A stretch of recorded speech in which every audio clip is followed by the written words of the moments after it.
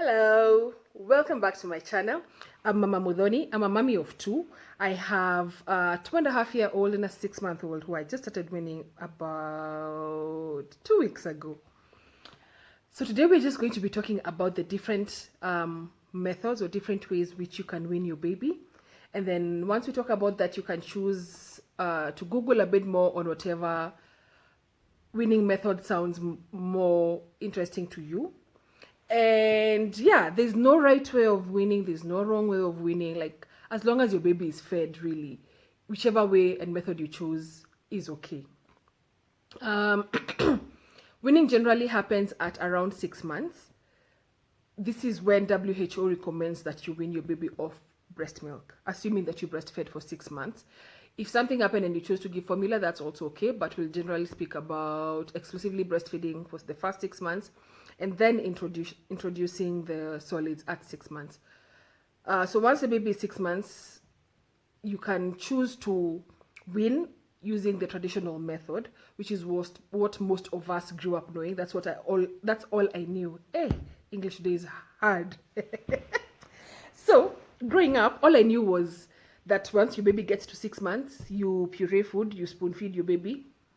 And then, yeah, at some point in the future, then you give your baby solids. Then once I was pregnant is when I found out about all these other things that, yeah, we'll talk about today.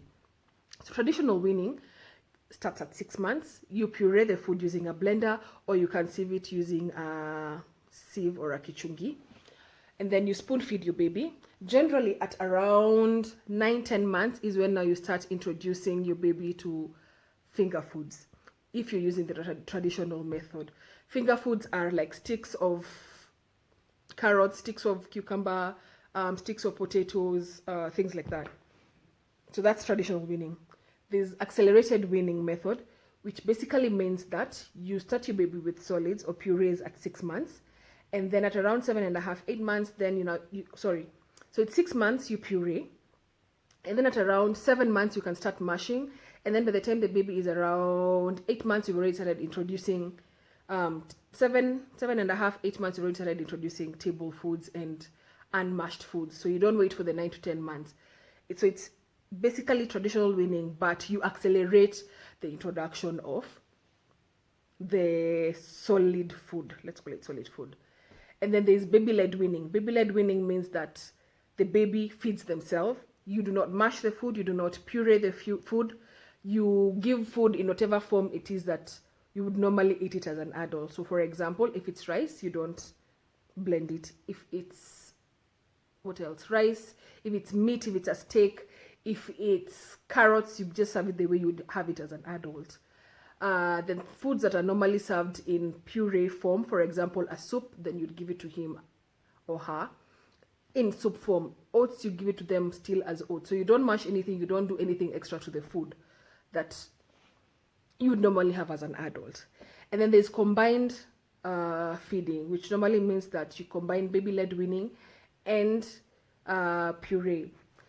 This method is a bit controversial because there are schools of thought that say that you shouldn't combine baby-led weaning and traditional weaning. The biggest difference between traditional weaning, which is puree, and baby-led weaning is the method, the manner or sequence in which a child learns how to eat.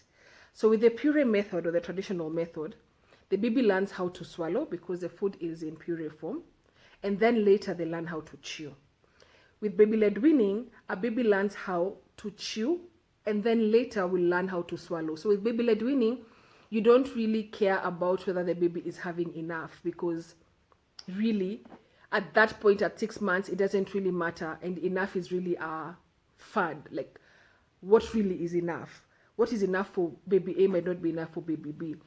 And now with baby-led weaning, how much a child swallows at the beginning doesn't matter, because also you're supposed to keep breastfeeding your baby as usual. With all these methods, WHO recommends that you continue your breastfeeding schedule as usual. Breast milk and or formula should always be the baby's first or primary source of nutrition until the baby is 1. What a lot of Kenyans do is once they start weaning, they do away with breast milk, or they do away with formula, and the baby now fully starts eating solids.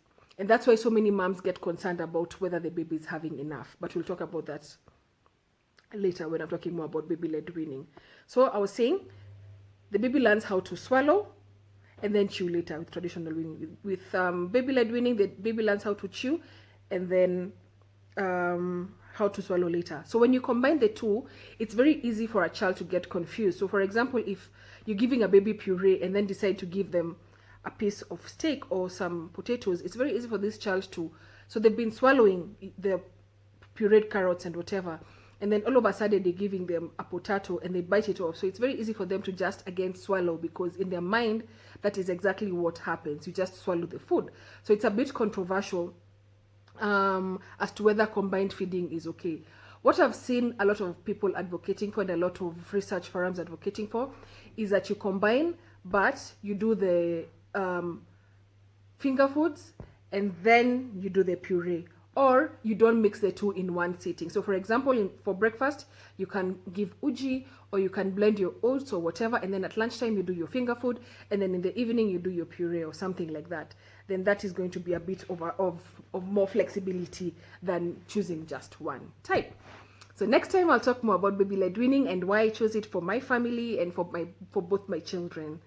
Let me know how you weaned your baby. Did it excite you? How your baby's eating now? And also, by the way, research shows that none of the methods makes a child less of a picky eater.